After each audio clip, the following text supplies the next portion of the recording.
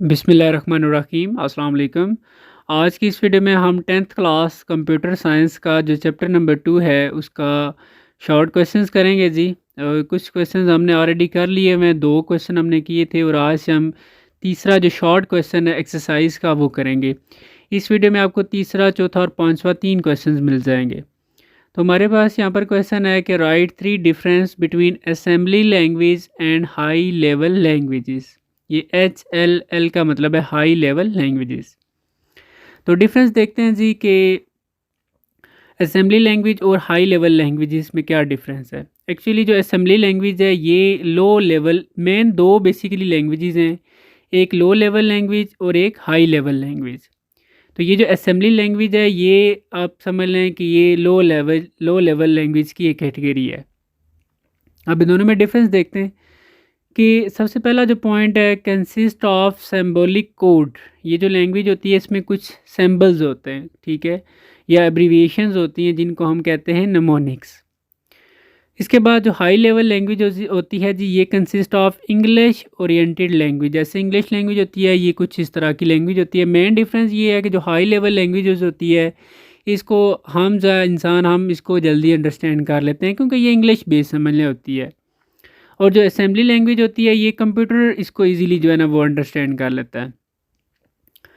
उसके बाद ये इसका नेक्स्ट अगर पॉइंट हम देखें दूसरा, मैं एग्जांपल भी चलें दे देता हूँ।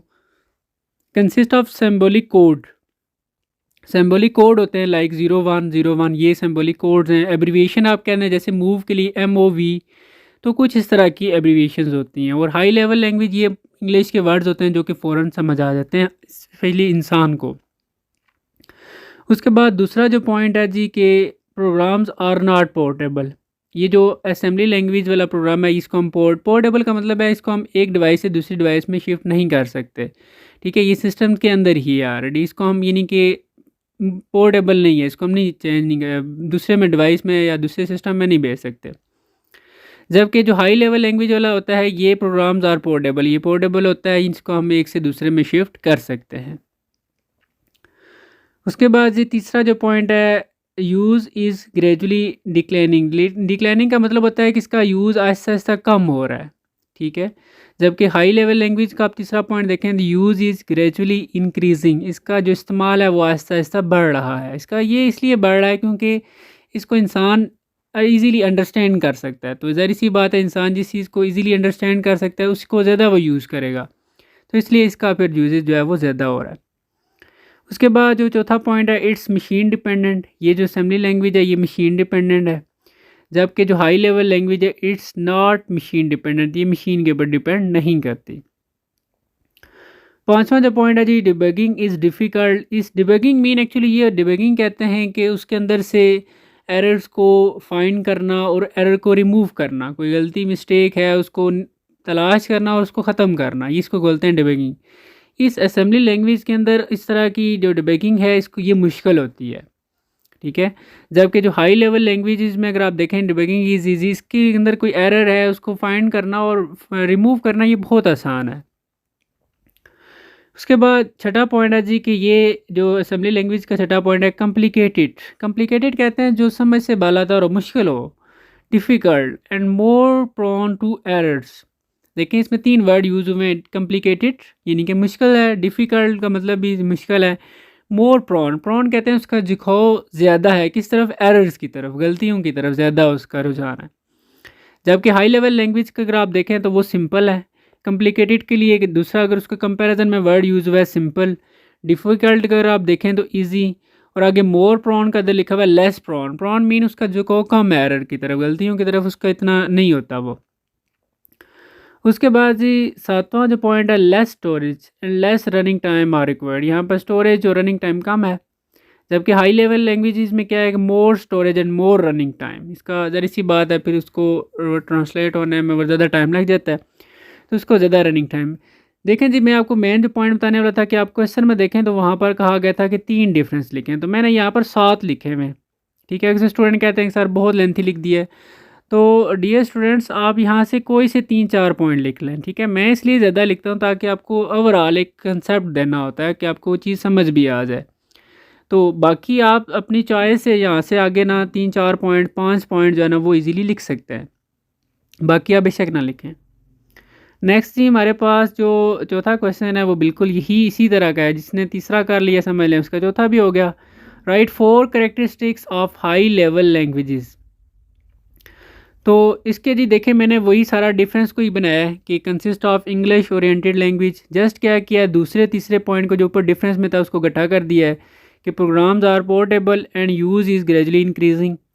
फिर इसी तरह नेक्स्ट 2 पॉइंट को घटा कर दिया है कि it's not machine dependent and debugging is easy, simple easy and less prone to errors, more storage and running time आ रही। वही उसकी जो करेक्टरिस्टिक्स हैं, वही जो उसकी खसूसियात हैं, उसके बारे में कुछ इंफॉर्मेशंस हैं, ये सारा कुछ वही ना पॉइंट्स आपके आ जाते हैं, तो वो हमने लिख दी हैं। इसके बाद जी नेक्स्ट हमारा क्वेश्चन 5 है जी कि डिफाइन इंटीग्रेटेड डेवलपमेंट इन्वायरमेंट, जिसको हम शॉर्ट फॉर्म में IDE कहते हैं। I for integrated, D for development और E फॉर इन्वायरमेंट। अब ये क्या होता है, इसके लिए भी मैंने 3-4 पॉइंट 5 पॉइंट लिखे हुए हैं, तो आप कोई से 3 लिख लें, मैंने टिक भी कर दिया है कि आप कौन कौन से कर लें। पहले पढ़ाता हूँ जी, देखते हैं ये IDE होता क्या है।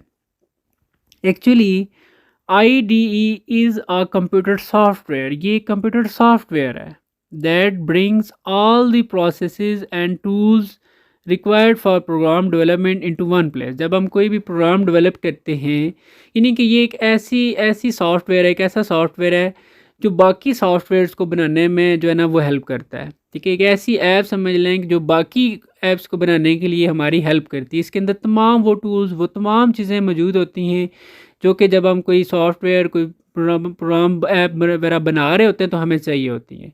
तो ये हमारी हेल्प क्या करता है कि ये सारा कुछ हमें एक जगह पे दे देता है कि ये लें जी, ये आपको ज़रूरत होगी सॉफ्टवेयर बनाने के लिए, तो आप इसको आसानी से बनाएं।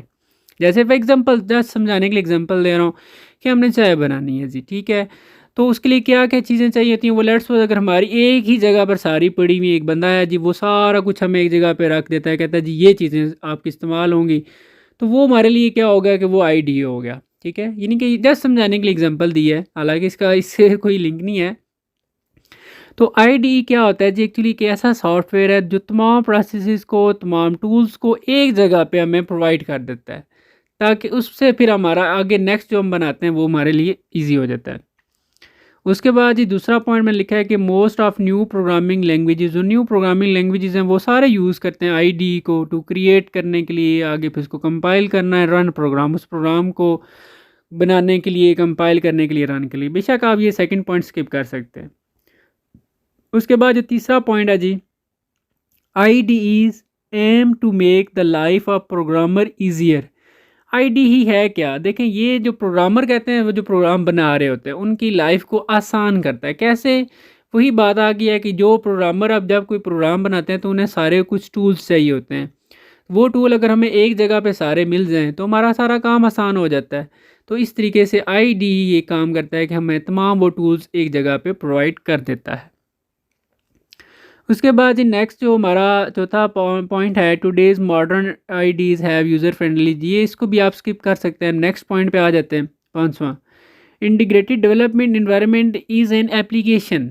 देखिए ये सबसे इजी पॉइंट है कि एक ऐसी एप्लीकेशन समझ लें, application package that consist of editor, इसके अंदर एडिटर भी है, कंपाइलर भी है, लिंकर भी है, डिबगर भी है, with a graphical user interface. देखें जब एक चीज़, एक लेट्स सपोज एक ऐसा ऐप है जिसके अंदर बाकी ऐप्स बनाने के लिए तमाम चीज़ें मौजूद हों, तो वो हमारे लिए यानी कि समझ लें कि ये IDE ही है जिसने हमारा काम आसान कर दिया है। तो ये एक सॉफ्टवेयर है, ये एक एप्लीकेशन है जिसके अंदर तमाम चीज़ें हैं, जिसके अंदर एडिटर भी है, कंपाइलर भी है, लिंकर, तमाम चीज़ें मौजूद हैं।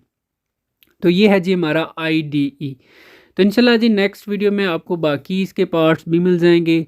और आपने अगर अभी तक फजल एकेडमी यूट्यूब चैनल को सब्सक्राइब नहीं किया हुआ तो सब्सक्राइब भी करें, और अपना बहुत सारा ख्याल रखें जी, मुझे भी दुआओं में याद रखिएगा। अल्लाह हाफिज़।